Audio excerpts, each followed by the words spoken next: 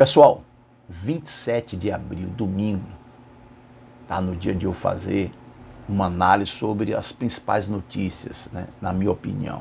E você já deve estar desconfiado que a notícia é a morte do Papa Francisco. Mas não são detalhes da morte, isso você já viu na televisão. Não é isso não. São os legados. Eu vou falar para você sobre os legados que o Papa Francisco nos deixou. E até o final do vídeo você vai entender por que, apesar de eu não ser católico, por que eu sou fã do Papa Francisco. Ele conseguiu a proeza de desagradar não só conservadores quanto progressistas. Olha só a proeza. Por que ele desagradou os conservadores? Bem simples, por ter trazido para a discussão pública temas como, por exemplo, combate à pedofilia, o entendimento da Igreja Católica sobre a pena de morte, a bênção a casais homossexuais, a bênção a casais heterossexuais, mas em união não reconhecida pela Igreja. Bom, bastou o Papa Francisco trazer isso para a discussão para despertar a ira dos conservadores.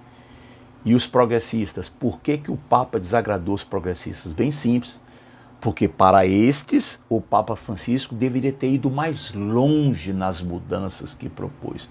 Como se fosse possível você pegar uma instituição milenar, pesada, burocrática, lenta, gigantesca e fazer mudanças assim como você muda de camisa. Esse pessoal progressista não percebeu isso. O Papa Francisco ele foi um dos poucos que percebeu como ninguém o descolamento da Igreja Católica em relação ao mundo. Ele percebeu que hoje a Igreja Católica não tem 10% do poder que antes ela tinha, poder de vida ou de morte sobre as pessoas. Você quer que eu seja mais claro para você? Eu vou tentar ser mais claro do que isso, impossível. Você conhece alguém hoje, em 2025, que vivendo um casamento, uma relação, uma união prejudicial, com ameaças, com agressões morais ou físicas, vai se manter casado porque a Igreja Católica é contra a separação? Claro que não. Hoje as pessoas, quando estão em um relacionamento e esse relacionamento está sendo prejudicial, elas simplesmente se separam. A Igreja Católica já não tem mais autoridade para manter uma pessoa em um casamento, mesmo que esse casamento traga infelicidade. Eu acho que eu fui claro agora para você o que significa a perda de poder político. Só para você ter uma ideia, olha cá, coluna de Hélio Schwartzman, Folha de São Paulo, olha só o que ele traz na coluna dele. Em 1991, 6,3% dos adultos americanos diziam não ter nenhuma filiação religiosa. Em 2021, já eram 29,3%. Isso é um aumento de 5 vezes. Entre os jovens, a coisa é pior. No recorte dos 18 aos 29 anos, os sem religião passaram de 7,9% para 43,4%. Você entende agora que as pessoas elas não pautam mais a vida delas de acordo com a opinião oficial do Vaticano.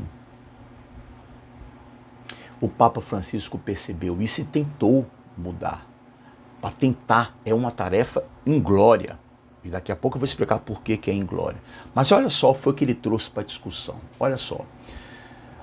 A primeira discussão, a primeira mudança que ele conseguiu implementar foi a possibilidade de comunhão para divorciados em segunda união. Sabe o que significa isso? Antes do Papa Francisco, um padre só poderia dar a bênção a um casal se este casal tivesse sido unido em uma união, em um casamento reconhecido pela Igreja Católica.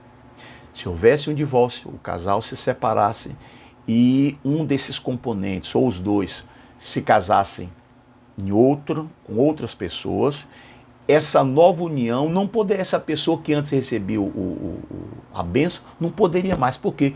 Porque ela estaria em uma união não reconhecida pela Igreja Católica. O Papa mudou esse entendimento.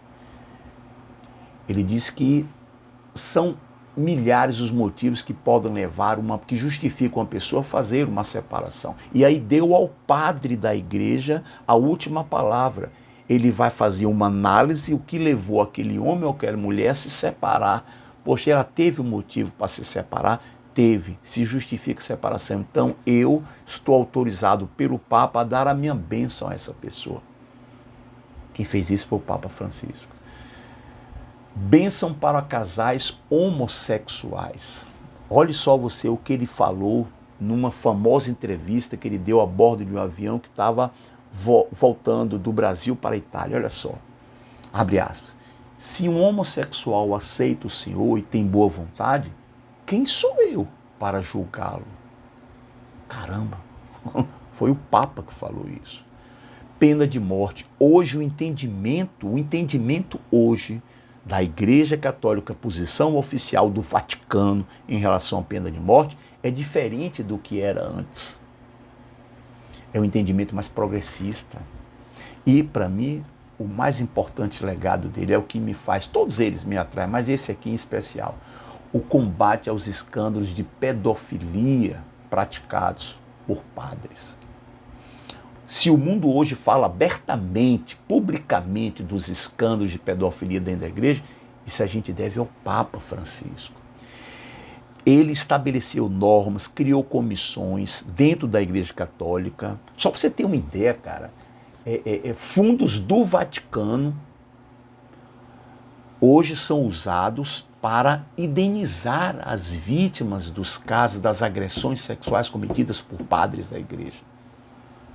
Ele criou comissões, regras, para que das duas uma, ou se não evitar os casos de pedofilia, mas pelo menos tornar muitíssimo mais difícil o abafamento desses casos. Caramba, olha só você, que maravilha que o Papa Francisco trouxe. A Igreja Católica se deslocou por completo do mundo hoje, esse mundo da gente aqui, dos simples mortais, o mundo de 2025 da gente. Eu, sinceramente, eu não gostaria de estar na pele desses cardeais. O problema deles é existencial. Quem será o novo Papa? O que fazer? Manter os dogmas, o rigor, a severidade das posições da Igreja Católica e aumentar cada vez mais o distanciamento da sociedade, ou se adaptar, o que não é fácil, porque a Igreja Católica é feita por dogmas. Você não troca de dogmas como troca de camisa. Não é possível. Se trocar não é dogma. E aí, como fazer com que a Igreja Católica se aproxime mais das pessoas aqui no século XXI? Complicada a situação desse povo, né? Ok, pessoal. Até o próximo vídeo.